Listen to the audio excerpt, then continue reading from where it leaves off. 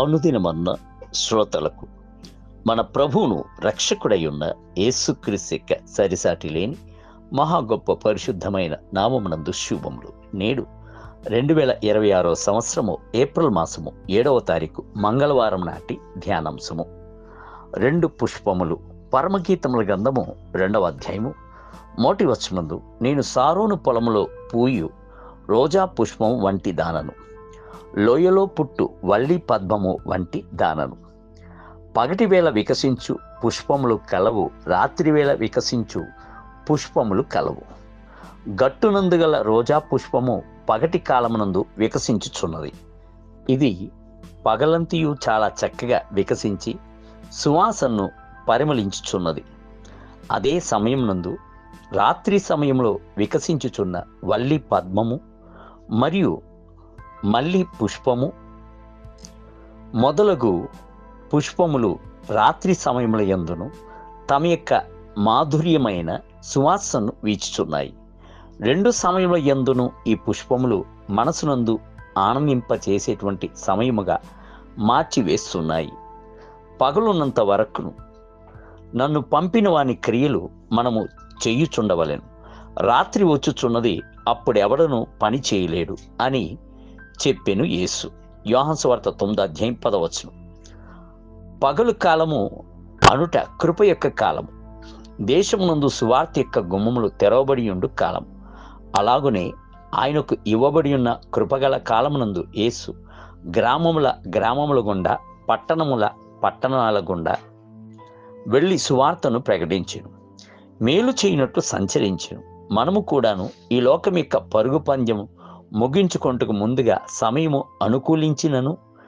అనుకూలించకపోయినను లేఖన వాక్యమును జాగ్రత్తగా ప్రసంగించవలను కదా, ప్రభు కొరకు క్రియను చేయవలను కదా.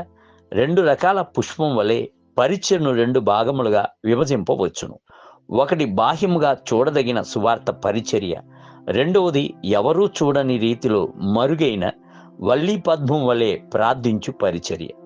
రహస్యం నందు చూచుచున్న తండ్రిని తేరి చూచి హృదయమును చించుకొని పోరాడి గోజాడి విన్నపము చేయు పరిచర్య.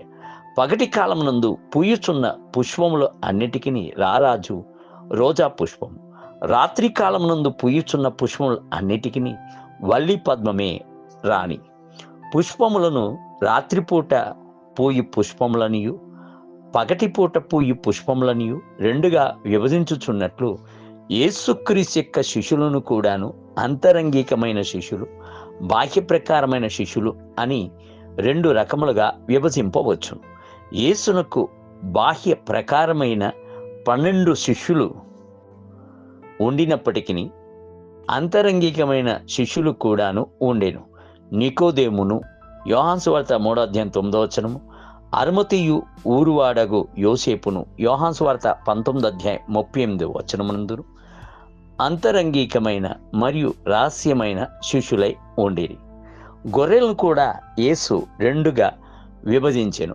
ఒకటి దొడ్లో ఉన్నవి, మిగతావి దొడ్డిలోనివి కానివి.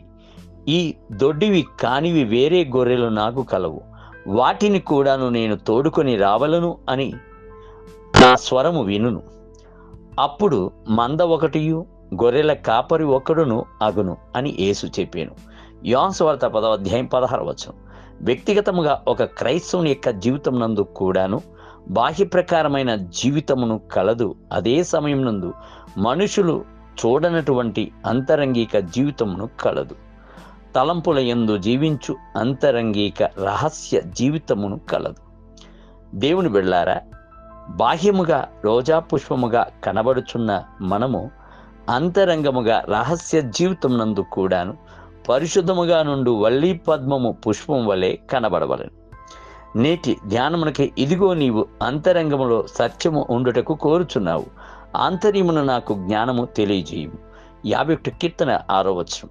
నేటి వేద పఠనము ఉదయము మొదటి సమయల గ్రంథము 7, 8 మరియు 9 అధ్యాయములు, సాయంత్రం లూకాసు వార్త 9వ అధ్యాయము 18 మొదలుకొని 36 వచనము. ప్రభు మిమ్ములను దీవించునుగాక. ఆమేన్.